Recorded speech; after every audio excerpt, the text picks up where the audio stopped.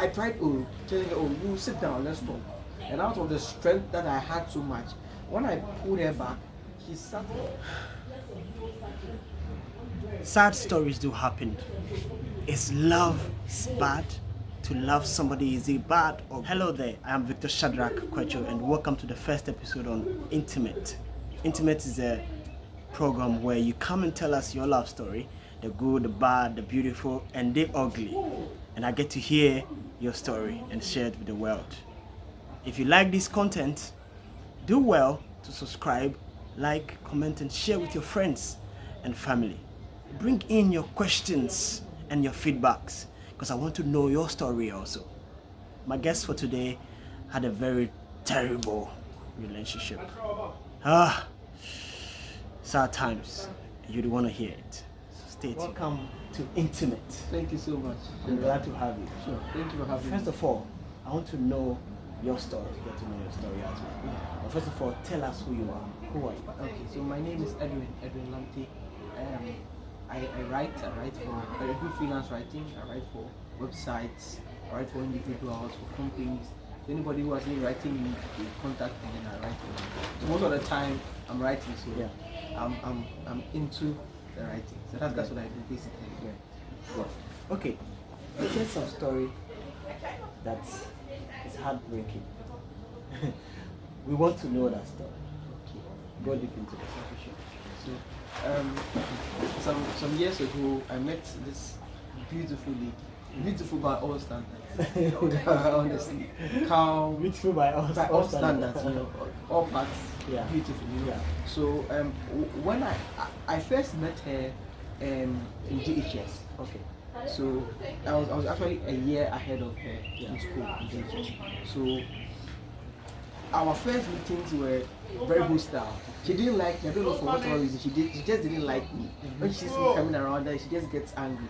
She was in the same class with my little sister. Okay. So I don't know. For some strange reason, I asked my sister, why doesn't your friend like me? Whenever I come to your class, Yeah. she's behaving like as if I'm some Yeah. pest that she wants Yeah. to get out of the class. So I didn't actually approach her to talk to her about it. So I just left. So I think we lost contact after GHS. I went to SS and then I started in university. So when I returned from my first semester, level 100, that was where we actually met to speak for the first time, honestly. So when I met her, like when I saw her during that time, she was looking like, of course, beautiful as usual. Yeah. Yeah. So I said, let me just befriend this lady and find out what actually happened years back that made her, didn't want to be my friend or talk to me or hate me, maybe that way. So I gathered courage. I'm actually like a shy person, so I gathered some courage to approach her. So I took her number and then we started talking.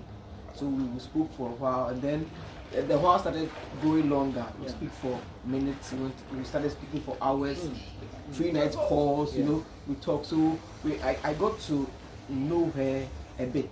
Maybe I thought I knew her that much, but I got to know her a bit. So one night, I think a night before her birthday, I was like, why don't I propose to this girl? So honestly, she made it easy for me. Yeah. So she realized I was struggling. So She made it easy for yes, honestly. She didn't drag the matter. They said, I like you. I think that we can date. Like, I've known you for a number of months, so why don't you just date? He said, okay, that's fine. So we can date. And I was like, that's what she said, yeah, that's what so we are dating. And she wanted to even come see me in school. I went to UCC. She wanted to come over to the school. Like, oh no, you don't worry, stay at home. When I come back, But were you guys by any chance friends? Because of the time period where you decided to we're not friends. Like in JHS, she didn't like me. Okay. And SS, we didn't have any contact at all. So when I was going into university, she was in the final year in SHS. So that was the first time I saw her. And then we just bumped into each other and then we just spoke. And then we exchanged numbers and then that was where the friendship started, actually. So we started dating when I was in level 100, second semester. And then when I came home, I told my sister, I'm now dating your classmate. And she was like, So she was your sister's class? yeah, my sister's classmate. And she was like, no, she doesn't like this idea. This girl, some way. She didn't really go into details, but she just told me that she doesn't like the fact that I want to date her. I didn't know why she was saying that, but I felt I was also in love. It was my first time falling in love with anybody. Somebody making me feel special, call me, send me texts, you know, and it was sort of a long distance. So I felt fulfilled inside of me. I felt that actually I found my missing ring, you know. So she didn't like the idea. I didn't know why. She didn't go into detail. And then she even told my mom that I'm going out with this lady. And my mom too didn't like the idea. I don't know why. I'm sure maybe they had their own closet meeting. I ignored them and then we started dating. So when I was in 200 first semester, she decided to come visit me in school. So she came and like, you know, lovers who haven't seen themselves for a long while, you know, we had fun, you know, I went around introducing her to all my friends, my roommates. We were happy to see her, and you know, she truth be told, she was a very hard-working lady, and she, you know, she made love, like, yes, and you know, loving her was so fulfilling. It was so nice, you know, because she will give you, you also give her, you know, she gives you attention and all that kind of stuff. So level 2 and the second semester, that was when the issues all started coming up. One time I was in school, my mom didn't know that she used to come to visit me in school. So one time I was in school and then my mom wanted to come over to visit. But then I was like, no, it's too long a distance for you to travel. So why don't you let the lady rather come? So that's what I told my mother, like, okay, fine, whatever you want to bring to me. The lady is coming. I had to tell her she was going to tack riding. My school was in Cape Coast, so I told her, okay, the lady is passing through Cape Coast to tack riding. So why don't you give her the stuff? When she gets to Cape Coast, she just stops over, gives it to me, and can continue. She didn't like the idea, yes. So when my mom called her to tell her that, oh, okay, come for the stuff. When she got there, my mom told her that don't sleep in the school. When you get there, pass and go where you are going, you understand? And then she was a bit hostile. Yeah. She was on your mother. She, the lady, was hostile. Yeah, she didn't, like, her you know, body language changed. Like, sort of, she was getting angry. But I didn't know that until she came to the school. When she came, my mom called, has she come? And I'm like, yes. And what time is she leaving? I think the phone was loud. It was sitting close to the street. She heard it. And then she got angry. She just flared up. It was the first time I was seeing her. I was like, this person that I know is so soft and loving. How come you're so... Also, she just flared up. And she was like, she wants to leave. I'm like, oh, don't do that. Take your time. Even if you want to leave, don't leave out of anger. Take your time and then maybe you can just trash out and go. She didn't want to understand. Yeah, so my roommates saw that the issue was escalating. So both of them, I was in 3 in a room. So both of them had to just walk out so that the two of us can just solve the issue. So I locked the door, trying to calm her down so that maybe even if I have to go accompany her, she can leave. And she was not calming down. And that was the day that the hell actually started in the relationship. So while standing there talking to her, trying to let her calm down, she went onto the balcony. When she came up, she was holding a kitchen knife. And she was coming at me with a knife, asking me to move from the door. Yes. Nothing, just telling her to wait. Just sit down, let's discuss so that after this discussion you can go. She just didn't want to budge, didn't want to listen. So she picked the knife. I thought she was kidding. So she was coming at me with full speed with the knife. So I thought maybe when she gets to me, she just wants to scare me away from the door. When she got there, she pierced me with the knife. Yes, she pierced me with the knife in my chest. So that was when I realized that, hey, she was serious.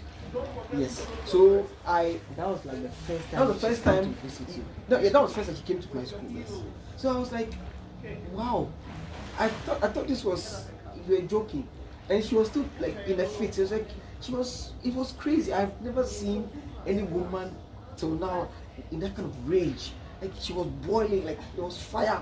I don't know how to explain it. It was boiling, and I was like, take it easy. I was hurt, but I was in love. I was bleeding, but I was like, hey, Charlie, somebody's daughter has come all the way from Accra to Cape Coast to come and say, look what is happening. So I had to go and accompany her to the station. Once you were still there? Yes. So I changed clothes, and then I told my roommates that, oh, I got some small punch on my chest, so I'm just taking the lady out when I come back. So when I came, I didn't tell my roommates I was in love. I called her and begged her. I don't know why. I don't know what was happening to me. I called her. I called her more than I know I called her more than 70 times. Was that the first time you were in love? Yeah, that was my first time in love with anybody. So I called her, she wasn't answering. When I called, she give me cheeky answers. So a friend of mine realized that I was getting depressed. So he spoke to me like, oh Charlie, what's the issue? So I tried to explain to him. And then he picked the lady's number and then called her one time, saying that, oh, I'm Edwin's friend, and then because of the love issues you guys are having, he's getting depressed, so please try and talk to him. It was then that she called me and said that, okay, she has forgiven me, so now we can come back together. Forgiving you for what? Because you yes, for allowing my mother to talk her down. So I was like, okay, I won't let anyone talk you down again, so please forgive whoever said anything that you felt offended by. I'm begging you on their behalf, so please. So she understood, and then we started dating again. So I then got to see a picture of how she used to behave, and I don't know what happened, but then I just started being afraid of her. I was afraid of having my own free will. I was afraid of doing anything that would make her hurt. I was afraid of even challenging her decisions. So she was the one taking every decision in the relationship. I was just afraid. I was afraid of losing her because I felt I wasn't going to get anybody to love me as deeply as she did. And honestly, she did love me. She could move heaven and earth for me. You understand? So what happened was that I spoke to her. She came back in the next semester to come and visit. When she came, I was having a challenge with the TV in my room. So there was this friend next door. I asked, oh please, they show this telenovela in the afternoon. So maybe if you're around, you can let her come to the room and watch telenovela on the screen with you. Maybe you guys can be in the room for her to watch it. So I spoke to them. They agreed, and they got her to be coming to the room. All of a sudden, I realized that she was getting some form of attachment to the guy in the room. So I told her that, oh no, you've come all the way from Accra to come and see me. So I don't want it to be a situation, something will happen to you somewhere and then I can't account for it. Because I'm sure you will definitely tell somebody that you're coming to me. Yeah. So if something happens to you in somebody's room, yeah, I have to be able to explain. Yeah. So I don't want you going to the room again.